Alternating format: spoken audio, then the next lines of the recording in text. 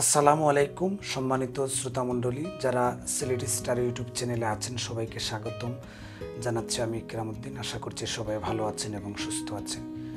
ইতিমধ্যে আপনারা দেখেছেন যে সাকিব আল হাসানের যে কটূক্তিকারী এবং হুমকিদাতা মহসিন তালুকদার, তাকে গ্রেপ্তার করা হয়েছে। আমরা যতটুক দেখেছি যে হয়তো আমার কাছে মনে হচ্ছে যে 24 ঘন্টার ভেতরে কিন্তু তাকে গ্রেপ্তার করা হয়েছে। আমাকে অনেক সময় আপনারা যে মেসেজগুলি দেন বা ইনবক্সে ভিডিও পাঠান, আমি সাথে সাথে হয়তো ভিডিওগুলি করতে পারি না বা পোস্ট করতে পারি না। এটা হচ্ছে আমার ব্যর্থতা, কারণ এখানে আমাদের সময় এবং বাংলাদেশের সময়টা ডিফেন্ড করে। আপনারা জানেন যে 6 ঘন্টা বেশ কম, 6 ঘন্টা ব্যবধান, যার জন্য আমি হয়তো সাথে সাথে ভিডিওগুলি দিতে পারি না, একটু সময় হয়। আমি গত ভিডিওতেও বলেছিলাম যে আমি কিন্তু বা আমরা কোনো সময়ও গালির পক্ষে নয়। সে যেভাবে তার প্রতিবাদ করেছে, তার প্রতিবাদ করাটা কিন্তু অনেকেই মানতে নারাজ বা মানতে পারেন নাই। এটা আমিও মানি না। কারণ হচ্ছে প্রতিবাদের ভাষা গালি দিয়ে হয় না। প্রতিবাদের ভাষা অনেকটাই আছে, অনেক কৌশল আছে, আমরা যতটুকু জানি। তো সে যেভাবে অকথ্য ভাষায় গালিগালাজ করে প্রতিবাদ করেছে, এটা তার ব্যক্তিগত। ইতিমধ্যে আপনারা শুনেছেন, এটা সাকিব আল হাসানের, আমি যতটুকু ভেবেছিলাম সেটাই কিন্তু রাইট হয়েছে।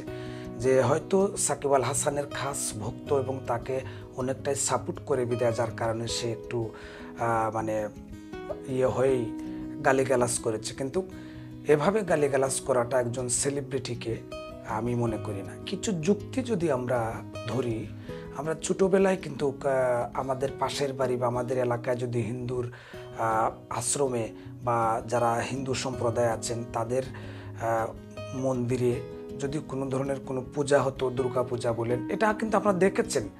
দুর্গা পূজা হলেই কিন্তু অনেক আমাদের মুসলমান ভাইরা অনেকজন কিন্তু এখানে অ্যাটেন্ড করেন। আমরা অনেক সময় অনেক কথা বলি, কিন্তু সাকিব আল হাসানের ব্যাপারটা আসলে আমার কাছে মনে হচ্ছে অন্যভাবে চলে গেছে। যেহেতু সে একজন সেলিব্রিটি এবং একজন হাজি, হজ করেছে, এর জন্যই কিন্তু অনেক মানুষ খেপেছেন এবং তার ট্যাটু বানিয়েছেন, তার ছবিকে অনেক মানুষ ব্যঙ্গ করেছেন, এরকমই হয়েছে।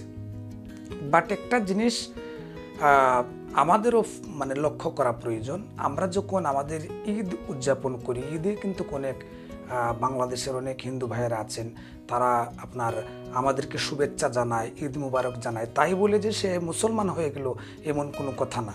হয়তো প্রতিবাদের ভাষা বিভিন্ন ক্ষেত্রে থাকে, আমরা করতে পারি না বা আমরা করি না। এটা আমি মনে করি আমাদের একটা যারা গালিগালাজ করে তাদের প্রতিবাদের ভাষায় জানায়। আপনারা ইতিমধ্যে দেখেছিলেন, যেমন রায়হান হত্যা নিয়ে যখন আকবরকে গ্রেপ্তার করা হয়, অনেকেই পুলিশকে বিভিন্নভাবে গালিগালাজ করেছেন। এটাও কিন্তু আমি আগেই বলেছি গালির পক্ষে নয়।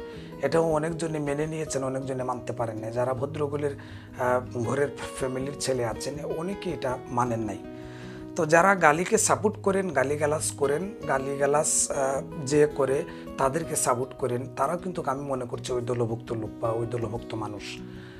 আর 24 ঘন্টার ভেতরে আপনার সাকিব আল হাসানের অপরাধীকে ধরা হয়েছে, কিন্তু 24 ঘন্টার ভেতরে কিন্তু রায়হান হত্যাকারীর আসামিকে ধরা হয় নাই। যদিও শেষ পর্যন্ত আকবর গ্রেপ্তার হয়েছে, অনেক নাটকীয়তার মাধ্যমে কিন্তু হয়েছিল।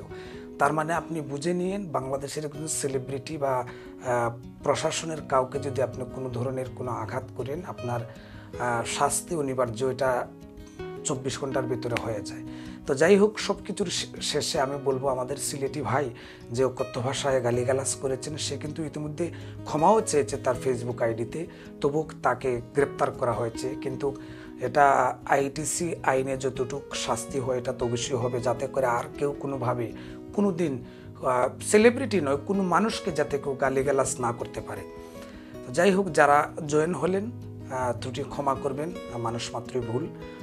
যার জন্য আমি ভিডিওটা তৈরি করলাম। আমাকে অনেকেই আজকে সারাটা দিন ইনবক্স করছেন যে ভাই, সে তো গ্রেপ্তার হয়েছে, যার জন্য আমি ভিডিওটা তৈরি করলাম। সুস্থ থাকুন, ভালো থাকুন। আসসালামু আলাইকুম ওয়া রাহমাতুল্লাহ।